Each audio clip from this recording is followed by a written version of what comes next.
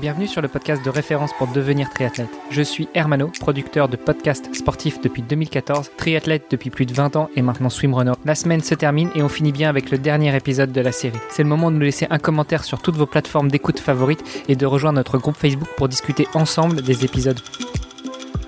Salut les sportifs, c'est Hermano et vous êtes dans le dernier épisode de la semaine du podcast Devenir triathlète.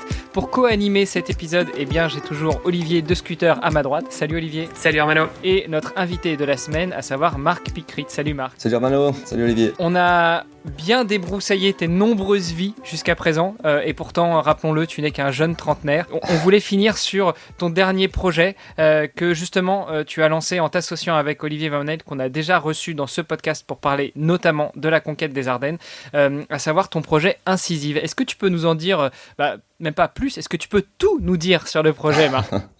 Oui, je vais essayer de débrouiller un peu ça.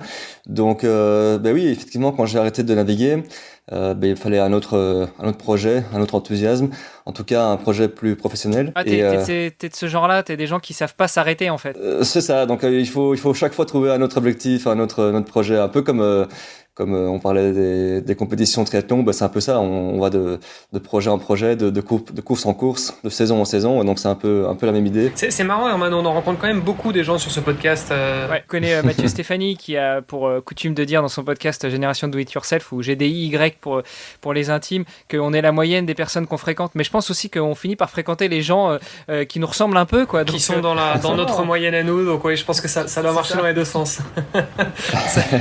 Excuse-nous Marc, on t'a coupé. Donc ta 12e vie, tu savais pas quoi faire. Oui, c'est ça. Donc une fois que j'ai arrêté de naviguer, j'ai voulu trouver évidemment un autre projet. Et je réparais déjà le carbone, donc je faisais ça un petit peu déjà. Et puis en réparant des roues, je me suis dit qu'il y avait moyen de faire quelque chose de mieux que ce que je voyais. Il y avait moyen d'optimiser les choses.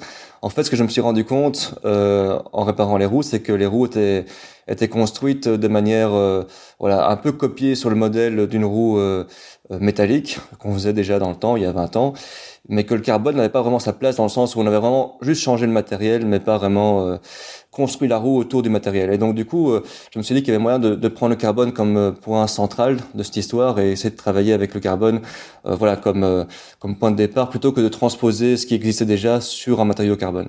Tu veux dire que ce qui se faisait avant Incisive avec le carbone, c'était d'avoir changé le matériau pour gagner en poids finalement. Mais que, au contraire de ce qui a été fait sur les cadres où on a intégré le carbone pour gagner en poids, mais aussi pour gagner en rigidité, en nervosité et autres, ça n'avait pas été fait sur les roues, c'est ça ? C'est ça, c'est ce que je me suis rendu compte. En tout cas, il y avait tout un tas de choses qui avaient été déjà faites, mais d'autres qui pouvaient encore être beaucoup plus optimisées.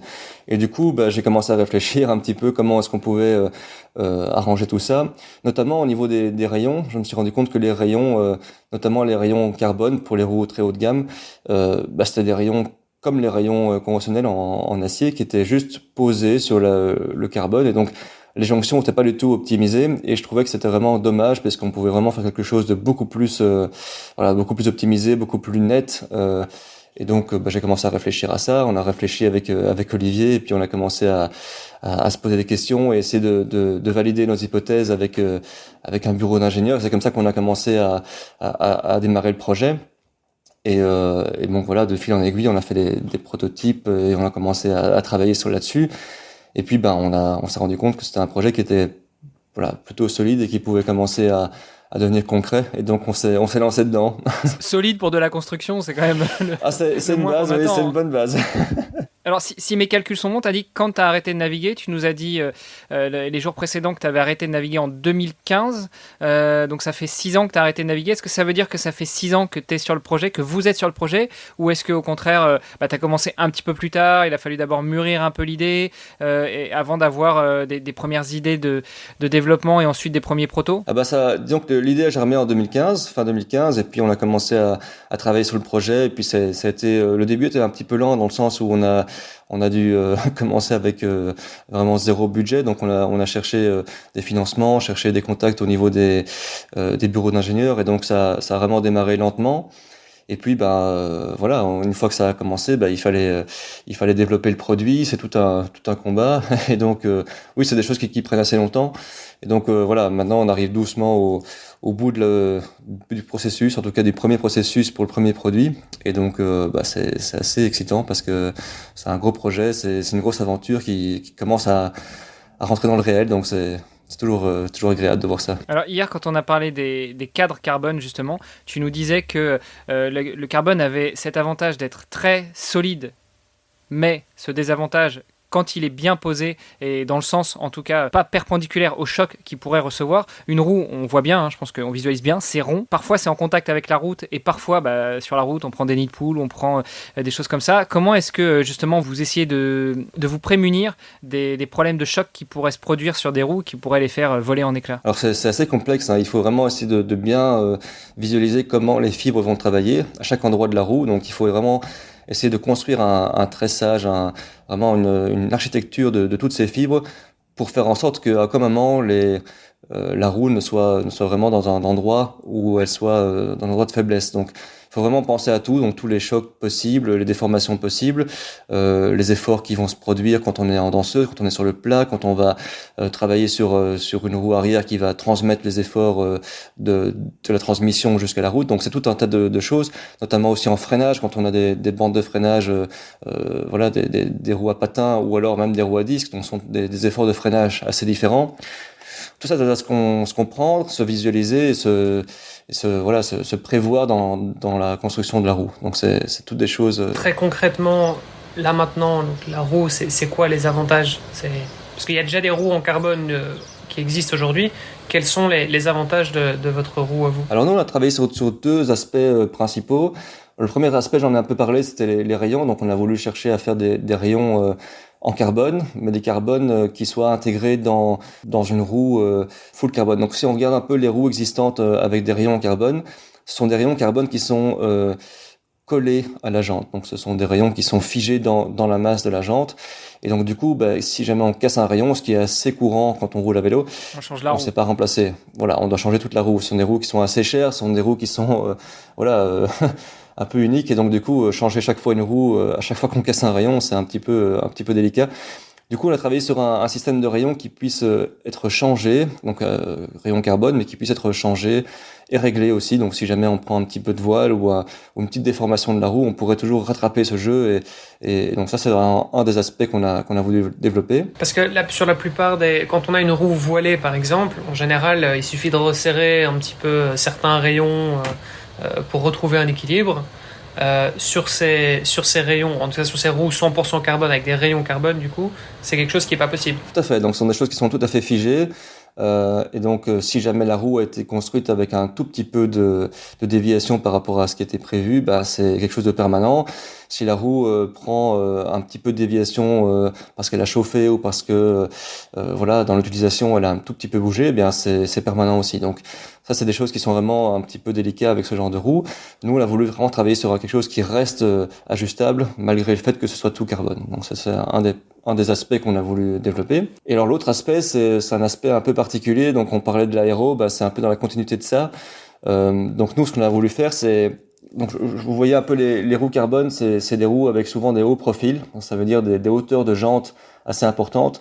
Et cette histoire de hauteur de jantes, c'est évidemment pour gagner en vitesse. Donc quand on va faire des parcours sur le plat, on aime bien avoir des grosses hauteurs de jantes pour vraiment optimiser l'aérodynamisme. Paradoxalement, quand on fait de la montagne, à l'inverse, on fait des petits profils pour gagner en poids, en dynamisme. Et donc, ce qu'on a voulu faire, nous, c'est... Oui, en souplesse aussi. C'est ça, en souplesse, en dynamisme. Et donc, ce qu'on a voulu faire, c'est garder un peu l'avantage des deux. Et donc, pour ça, on a essayé de travailler sur une jante. c'est un peu toujours le problème de faire des compromis. Et ici, on a essayé de chercher un bon compromis en faisant une jante unique sur laquelle on peut greffer des profils aérodynamiques différents. Donc, on a une seule hauteur de jante, une jante assez petite, assez fine. Et sur cette jante de base, on va dire, on va pouvoir greffer des profils aérodynamiques supplémentaires. Donc, on va pouvoir changer ce profil et augmenter en fonction des courses qu'on veut faire, du profil de l'étape, ou alors des conditions météo. Si on a beaucoup de vent, on va préférer des profils un peu plus bas que des très très hauts profils, et inversement. Et donc là, c'est quelque chose qu'on peut faire à condition qu'on prévoit bien cette accroche de profil sur la jante. Donc c'est quelque chose qui était assez difficile à mettre en place et à tester et à valider, mais on y est arrivé finalement, et donc on est assez content. Et ça, c'est quelque chose que n'importe quel utilisateur peut faire, ou il faut repasser au stand, entre guillemets? C'est-à-dire repasser chez vous pour faire ajuster ou modifier ses profils? Là, justement, c'était un des gros défis, c'était que l'utilisateur devait pouvoir le faire facilement et en quelques secondes. Donc, on a vraiment travaillé sur un mécanisme de changement de ces profils qui soit vraiment très très facile. Et donc ici, on l'a testé, on peut vraiment changer avec un petit peu d'entraînement ces profils en quelques secondes. Donc on a en moins d'une minute pour changer les profils, donc c'est vraiment très très facile. Quelles sont les différentes options? J'imagine bien sur les grosses cyclos, tu sais, tu vas avoir des cyclistes qui vont changer leur profil en cours de course, et ça va devenir des tortues ninja. Ils vont avoir leur profil dans le dos comme ça. Si c'est trop venteux, ils enlèvent le profil, et puis si ça roule et qu'il n'y a pas trop de vent, ils remettent le profil. Ça va être sympa comme paysage, non? Oui, c'est vrai qu'on pourrait s'attendre à ça quasiment. Il faut quand même enlever la roue du vélo pour pouvoir enlever le profil. Ah mince. Parce que forcément, c'est comme ça un anneau qu'il faut enfiler, il faut quand même le passer à un moment donné, mais une fois que la roue est enlevée, c'est vraiment quelques secondes. Et donc pour te répondre, Olivier, les différentes hauteurs de profil disponibles, eh bien on part avec une jante nue, je dirais, donc sans profil aérodynamique, qui est déjà aérodynamique de base, mais qui est à 40 mm, okay. Donc c'est relativement faible. Et cette 40 mm, ça permet surtout d'avoir une bonne rigidité, donc d'avoir une jante qui soit pas trop fine non plus, pour garder une bonne rigidité et un bon dynamisme de la roue. Et donc à ça, on va griffer des profils qui viennent de 60, 80 et 100 mm. Donc c'est vraiment retrouver des très très hauts profils de 100 mm. Et l'avantage aussi de ce profil amovible, c'est que comme il n'est pas structurel, donc ça veut dire qu'il ne doit pas supporter le poids, la tension des rayons, eh bien ce sont des profils qui sont tout à fait très fins, qui sont très très fins. Et c'est ça, ils ont vraiment rien à faire en termes de structure. Donc du coup, ils sont très très fins. Ils sont juste là pour l'aérodynamisme. Donc ce sont quelques grammes, mais donc c'est vraiment. Et parce que tu parles beaucoup d'aérodynamisme, il y a aussi un effet d'inertie, je pense, qui est vachement important dans ce type de jante. Alors oui, c'est vrai que le côté d'inertie, c'est quelque chose qui est très important. Alors c'est surtout quelque chose qui est ressenti. Parce qu'il faut savoir que cette histoire d'inertie, c'est quelque chose qui est un petit peu un biais cognitif, puisque en fait quand on pédale, il faut chaque fois relancer les choses, et donc relancer la machine, relancer le vélo et tout le poids qui est en mouvement. Et effectivement, les roues, il y a une inertie qui est de rotation, donc ça veut dire qu'il y a beaucoup plus d'inertie dans les roues que dans le vélo. Maintenant, c'est vrai que c'est plus un désavantage qu'autre chose d'avoir cette inertie. Donc on ressent comme si jamais ça lissait les accélérations qu'on peut donner au vélo, mais en fait, en fin de compte, c'est beaucoup mieux de ne pas avoir cette inertie, et donc même si on ressent comme si c'était quelque chose de positif, au final, ce n'est pas tellement. Donc il vaut mieux ne pas l'avoir. Là, je suis surpris du coup. Je m'y attendais pas. Oui, c'est quelque chose qui est contre-intuitif, mais oui, c'est ça. Et c'est ce qui fait aussi d'ailleurs qu'en montagne, toute cette inertie, ça va un peu plomber les choses. Parce que effectivement, il faut vraiment éviter d'avoir cette inertie qu'il faut chaque fois relancer. Parce que après je suis pas ingénieur, mais je vais quand même essayer de comprendre. Au plus tu mets du poids à l'extrémité d'un cercle que tu vas faire tourner, on est d'accord qu'au plus il y aura du poids à cette extrémité, au plus il y aura un effet d'inertie. Donc au plus ton cercle va tourner plus longtemps. C'est ça, tout à fait. Donc c'est vraiment ça, c'est le moment d'inertie d'une roue. Donc avec la vitesse de rotation, tout ce qui est loin du centre de la roue, loin du moyeu, va commencer à vraiment acquérir une grosse inertie. Et donc cette inertie va permettre de lisser en fait les accélérations. Donc, quand on va appuyer sur les pédales, c'est pas une force constante. Donc quand on analyse le coup de pédale, ce sont chaque fois des à-coups. Donc c'est comme un piston, c'est chaque fois des à-coups. Et donc il y a effectivement un travail à faire au niveau du pédalage pour lisser un petit peu ce coup de pédale, pour essayer d'optimiser ce coup de pédale. Et puis d'autre part, il y a toute cette histoire de effectivement que l'inertie va lisser naturellement un petit peu toutes ces impulsions. Et donc le fait d'avoir cette inertie, ça va donner l'impression que la vitesse est beaucoup plus constante et qu'on reste entraîné par l'effort qu'on a déjà produit. Maintenant, il faut savoir que cette inertie, chaque fois qu'on va la faire changer, on va devoir injecter de l'énergie là-dedans. Donc ça veut dire que chaque fois qu'on va devoir accélérer une masse qui est en rotation comme ça en extérieur, ça va demander de l'énergie. Et puis chaque fois qu'on va la freiner, ça va de nouveau voler cette énergie à l'inertie. Donc chaque fois qu'on va devoir donner un coup de frein, cette inertie va vraiment être perdue. Alors que quand on a une roue légère, chaque fois qu'on va décélérer, ça va vraiment beaucoup moins impacter la perte d'énergie. Donc, au final, on observe que c'est quand même intéressant d'avoir des roues plus légères que plus lourdes. Même si c'est l'impression qu'on aurait d'avoir ce lissage, c'est vraiment une impression plus qu'autre chose. Ok, donc ça veut dire que moi, quand je mets mes roues aéro, en fait, le seul phénomène qui se passe, qui me permet moi d'avoir de meilleures performances, c'est l'aérodynamie. C'est uniquement ça. C'est ça, c'est vraiment ça, c'est la seule chose qui va vraiment être utile. Tout le restant, c'est vraiment quelque chose qui va être plus de l'ordre de la sensation. Donc effectivement, quand on pédale, on sent que c'est beaucoup plus lisse et on a l'impression qu'on reste à la même vitesse, et qu'il ne faut pas à chaque fois réaccélérer à chaque coup de pédale. Mais en définitive, bien c'est vraiment une impression, puisque cette inertie, elle est perdue à chaque fois qu'on va donner un coup de frein, chaque fois qu'on va tourner, chaque fois qu'on va devoir relancer, on va devoir perdre de l'énergie. Donc c'est pas tellement intéressant au final. Et du coup là, 5 ans de R&D, de recherche et développement après, vous en êtes où? Est-ce que tu as quelques chiffres en termes de, je sais pas, de nombre de prototypes que vous avez déjà fait réaliser, que vous avez testé, en termes d'heures de travail passées dessus, en termes de, je sais pas, de bière bu, parce que vous êtes belge quand même les gars. Puis est-ce que vous avez une date pour le lancement officiel? Eh bien oui, alors beaucoup de bière bu évidemment, et puis pas mal de prototypes aussi, bien sûr. Oui, on a plusieurs dizaines de prototypes différents. On a vraiment fait beaucoup d'essais, des essais avec des sections isolées, avec des roues complètes. On a déjà roulé avec plusieurs prototypes différents pour essayer de comparer un petit peu les sensations aussi, et on a passé plusieurs fois les tests d'homologation. Donc voilà, on a beaucoup de choses qui sont en cours. On arrive doucement à quelque chose de définitif.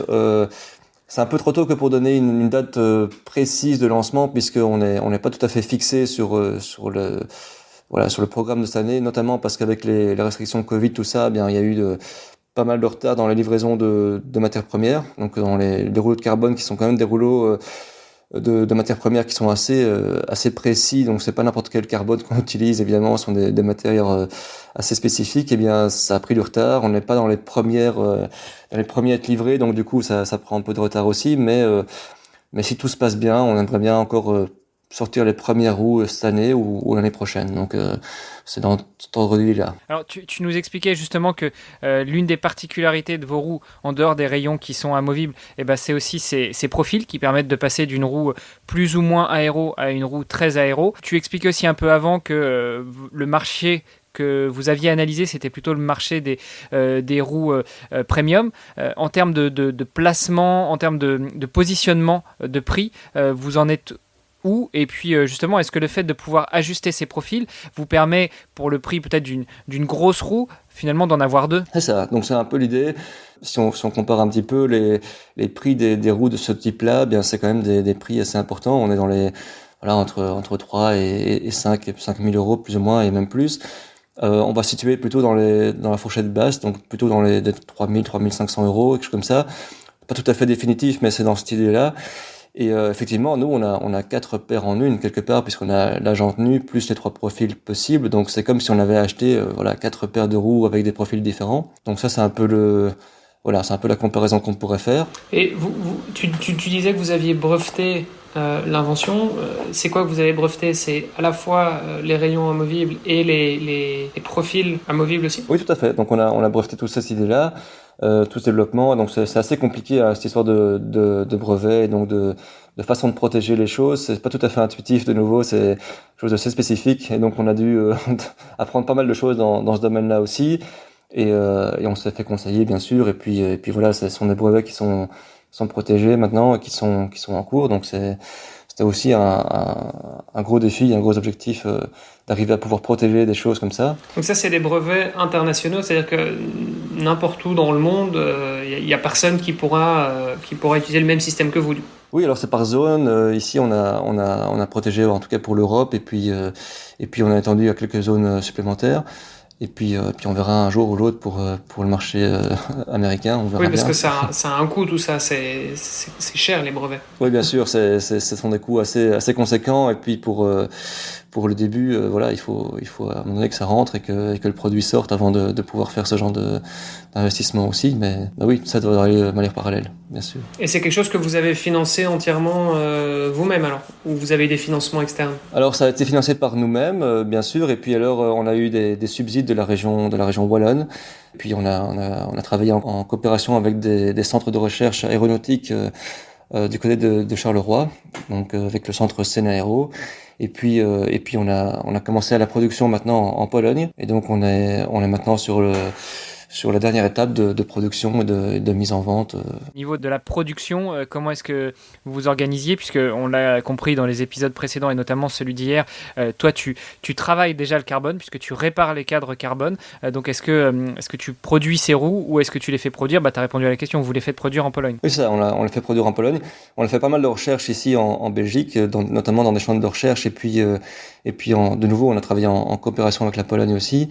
Et puis maintenant que le développement, je dirais, est arrivé au bout, eh bien on va commencer la production là-bas. Donc on a vraiment développé tout un côté production, donc une chaîne de production en Pologne. Donc c'est vraiment quelque chose qu'on a produit un peu clé sur porte parce que notre processus de fabrication est assez spécifique. Et donc justement pour répondre à ces critères de construction des rayons et des jantes avec ces profils amovibles, on a dû construire toute une aile de production spécifique avec des chambres froides et tout un tas de choses. Donc c'était toute une histoire aussi à développer, donc vraiment une grosse aventure de ce côté-là.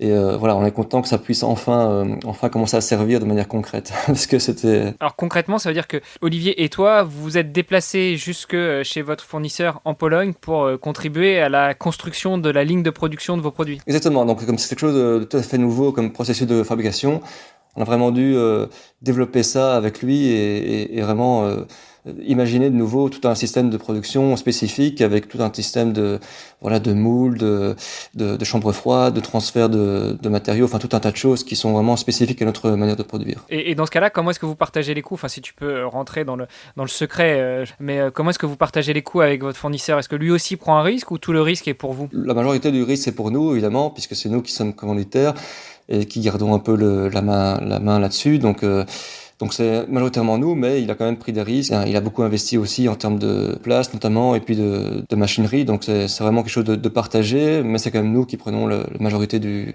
risque financier. En termes justement de produits que vous allez sortir, déjà j'imagine qu'il n'y a qu'une seule taille de roue. Vous n'allez pas travailler sur plusieurs tailles, mais combien vous envisagez de production dans un premier temps? Alors on commence avec une production relativement modeste, puisque évidemment il y a un coût et qu'il faut investir beaucoup, et donc il faut à un moment donné qu'on retrouve un peu l'investissement.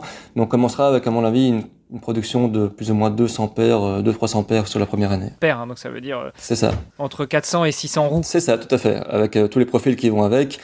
Les roues qui seront déclinées évidemment en version patin et en version frein à disque, bien sûr. Et bien sûr, elles sont en pneus et en boyau. Et puis, elles seront assez rapidement en tubeless aussi. Petite question par curiosité, c'est quoi, selon vos estimations, le pourcentage du marché en frein à patin versus frein à disque? Alors, c'est sûr que le frein à disque prend vraiment la majeure partie de tous les nouveaux vélos sont en disque, donc c'est évident que c'est l'avenir. Maintenant, c'est vrai qu'il y a toujours un petit avantage pour le patin, surtout en tout ce qui est contre-la-montre et triathlon. En termes aérodynamiques purs, eh bien c'est incontournable. Le patin est un tout petit peu meilleur en termes d'aérodynamique. Donc c'est vrai que voilà, pour pas mal de parcours, je dis pas tous les parcours, mais pour beaucoup de parcours, le patin a quand même encore une raison d'être. Maintenant, pour des parcours qui sont plus accidentés avec des descentes, évidemment, ça commence à devenir un questionnement, un vrai questionnement, parce que le frein à disque permet de diminuer le temps et la distance de freinage. Donc c'est vrai que ça commence à jouer à ce niveau-là. Mais pour beaucoup de parcours, encore, le patin a encore une raison d'être. De toute façon, le contre-la-montre et le triathlon, en général, on freine pas beaucoup. Oui, c'est vraiment pas le but de freiner dans ce genre d'exercice, c'est évident. Tu freines quand tu arrives au parc ou quand tu arrives à la ligne exactement. Du contre-la-montre. Et justement, pour finir, si on veut en savoir plus sur ce projet, vous avez déjà un site internet, où est-ce qu'on peut retrouver plus d'infos sur les réseaux sociaux et autres? Je pense qu'on n'a même pas mentionné le nom en fait de ton projet, donc c'est peut-être le moment de le faire. Oui, tout à fait. Voilà, en tout cas, pour le rappeler, ça s'appelle Incisif, le projet. Pour les informations, il y a une page Facebook Incisif et puis il y a un site web. Enfin voilà, donc n'hésitez pas à aller voir ça.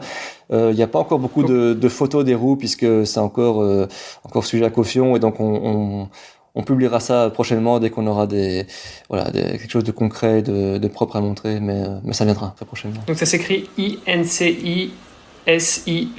C'est ça, tout à fait. Ouais, Incisif. Bon, de toute façon, on mettra toutes les infos dans les notes de l'épisode. J'ose pas te demander un coupon pour nos auditeurs, donc il faut que vous rentriez dans vos frais. Je sais pas si c'est correct. Si, bien sûr, on fait d'office un coupon pour tous les auditeurs, c'est sûr. On fait d'office 10%, de toute façon. Waouh, super. Bon, écoute, on passera le message s'il y en a qui sont intéressés pour commander chez vous, ce sera avec plaisir. Merci beaucoup, Marc. On te souhaite une bonne continuation, beaucoup de grosses ventes dans ce nouveau projet, qu'il explose et puis que bientôt dans le parc à vélo des triathlons, on voit beaucoup de monde équipé en Incisive et puis plein de bonnes choses pour la suite. Très bien, un grand merci et merci à vous tous les deux. Merci beaucoup. Merci pour ton temps, Marc. À très bientôt. Merci. Oui. Merci d'avoir écouté cet épisode et peut-être même cette série hebdomadaire jusqu'au bout. N'oubliez pas de rejoindre notre groupe Facebook pour discuter avec les invités, commenter et poser vos questions. Et Olivier et moi, nous vous répondrons dans un prochain épisode. Bon week-end et à la semaine prochaine. Salut les sportifs.